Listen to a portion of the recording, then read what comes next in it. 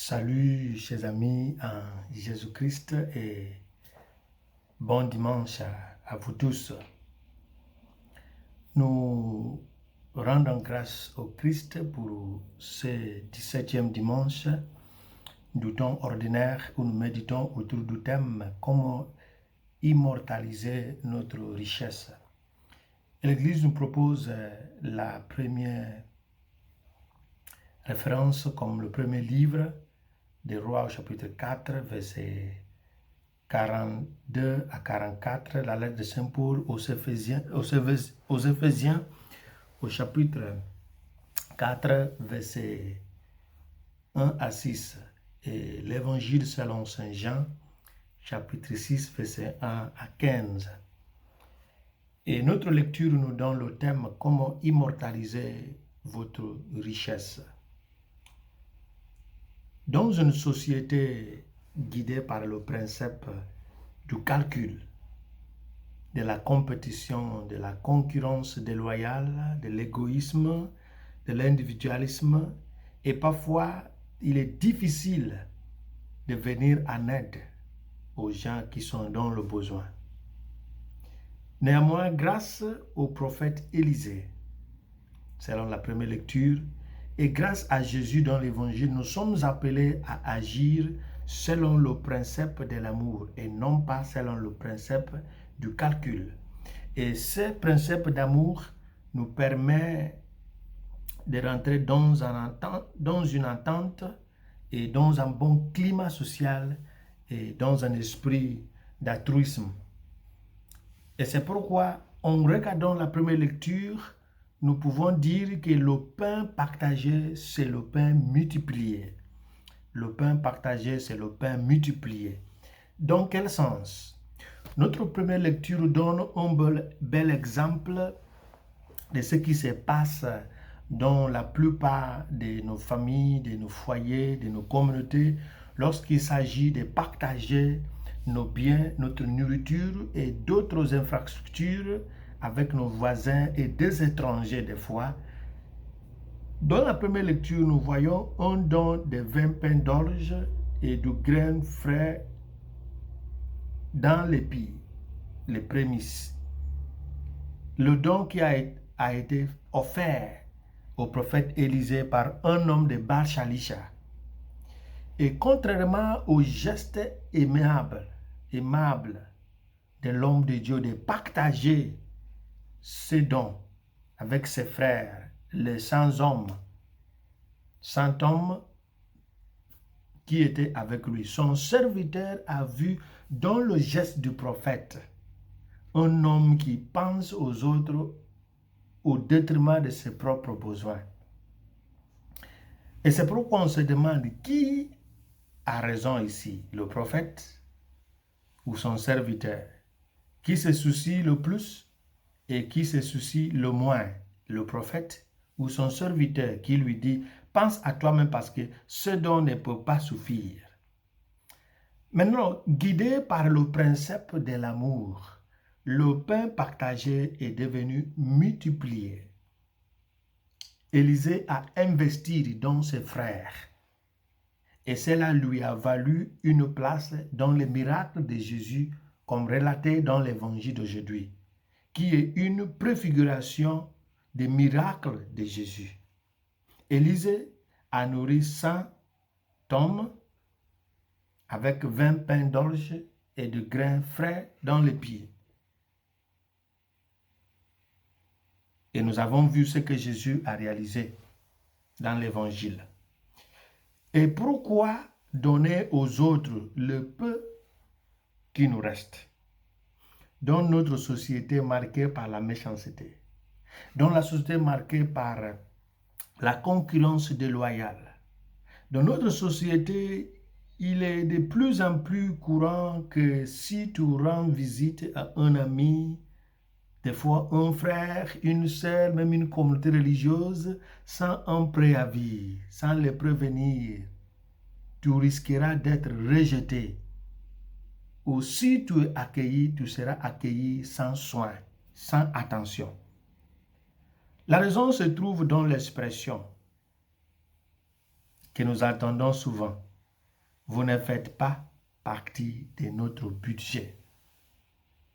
On a entendu parler de ça. Lorsque vous débarquez dans une communauté d'une manière imprévue, on vous fait entendre directement ou indirectement que vous ne faites pas partie du budget de la communauté. Et bien que je n'encourage personne à rendre visite à leur hôte sans les prévenir, nous devons au moins faire preuve d'un peu d'ouverture et d'un bon accueil, quelle que soit l'imprévision.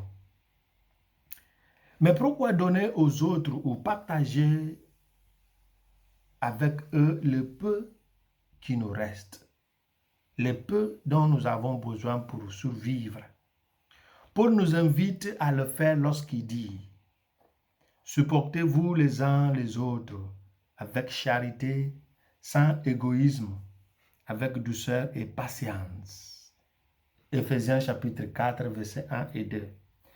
Sans appeler les autres à exploiter la charité dont Paul fait allusion, nous le faisons parce que il y a un seul corps, un seul esprit, il y a un seul Seigneur, une seule foi, un seul baptême et un seul Dieu qui est Père de tous, sur tous et pour tous et en tous.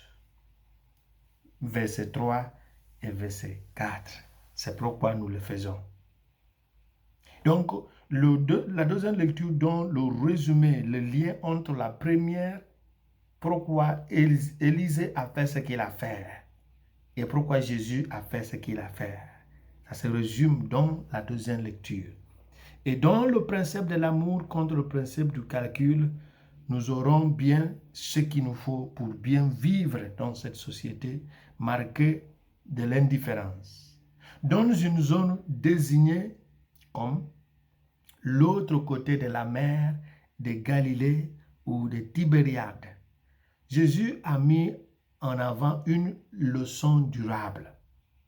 Les experts bibliques nous disent que cette zone était connue pour la présence des pauvres, des malades et pour être une colonie de races, surtout les races pauvres.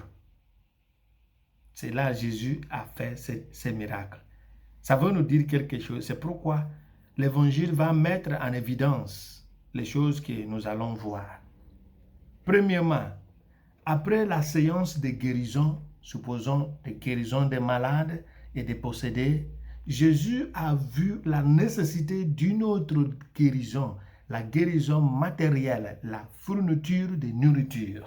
Deuxième chose, Jésus va impliquer ses disciples dans le brainstorming concernant le comment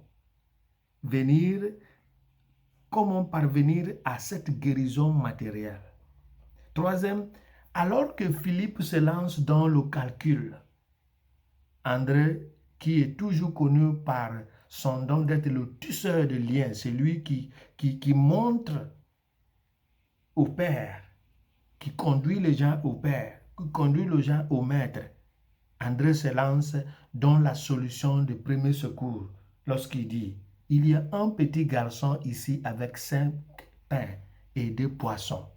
Mais qu'est-ce qu'il y a entre tant de choses ?» Ça veut dire, bon, on a quelque chose ici parce qu'il a exprimé la volonté d'aider un peu en signalant à Jésus qu'il y a quand même quelque chose qui est disponible ici. Mais est-ce que ça sera suffisant? Jésus va ordonner à la foule de s'asseoir. Cela est un geste de bienvenue. Lorsque quelqu'un te rend visite, un geste fondamental, c'est « veuillez vous asseoir ». Ce qui indique que quand même, tu as la bienvenue. Et une rupture des barrières interraciales et tribales. Parce que Jésus leur a dit de s'asseoir. La foule ne peut pas s'asseoir pour manger sans se mélanger. Voyez, dans une famille de Dieu, il y aura forcément ce mélange. Tu quittes ton groupe ethnique pour rejoindre notre groupe ethnique avant que le miracle ne se produise. Les versions de l'évangile synoptique, des évangiles synoptiques, vont nous dire qu'ils se sont assis par groupe de rangées de 100 et de rangées de 50 hommes. Et que les disciples eux-mêmes ont été mandatés par Jésus pour faire la distribution des pains. Si vous lisez Matthieu chapitre 14, 13 à 21, Marc chapitre 6, 30 à 44, Luc chapitre 9, 10 à 17. L'accent mis sur-dessus, ça veut dire concernant le fait de les faire asseoir par groupe et aussi de dire aux disciples d'aller les servir. Jésus voulait rectifier, corriger par les mêmes personnes qui lui ont suggéré de renvoyer la foule, qui participent aussi à ce geste, ce miracle de restauration des forces. En retour, Jésus devait leur confier, il voulait leur confier l'apostolat de souvenir aux besoins de ceux qu'ils ont voulu que lui, Jésus, renvoie. Tant que nous n'aurons pas pris conscience de l'avertissement de Paul dans la deuxième lecture, supportez-vous les uns les autres avec charité, sans égoïsme, avec douceur et patience. Aucune multiplication des pains, aucun partage ne sera possible à la gloire de Dieu. Et tant que nous n'arrêtons pas de faire le calcul, est-ce que ça sera suffisant pour moi? Est-ce que faites sortir le pain pour que les frères mangent, ça sera suffisant. Si vous voulez augmenter votre richesse ou immortaliser votre richesse, je vous encourage d'investir sur les gens. D'investir sur les gens. L'insensé pense que le pain mangé en secret est plus doux. L'insensé pense qu'en aidant les autres à grandir, ils vont te dépasser. Même s'ils te dépassent, il faut investir sur la vie des autres. On peut boire son vin seul, mais on ne peut jamais festoyer. On ne peut jamais être en banquet sans être parmi les amis. Que le Seigneur nous bénisse. Amen.